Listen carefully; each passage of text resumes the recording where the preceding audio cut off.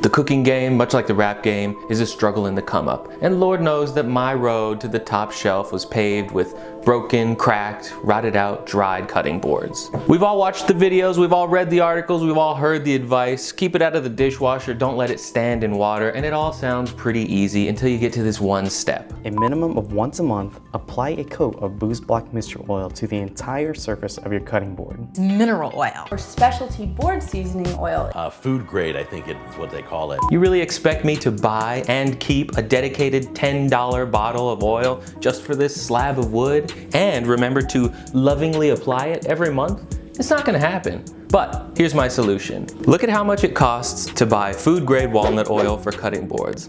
Now look at how much walnut oil costs when it's sold as food. I already know what you're thinking.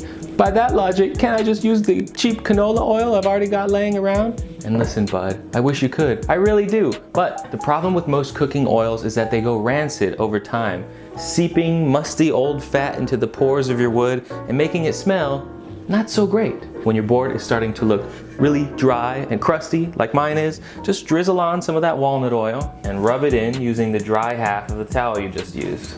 Yes, it really is that easy, and it does smell sensational. But let's be real, the reason why you clicked on my video instead of the other people talking about wood cutting board care is because mine's the shortest. So that's my time. See ya!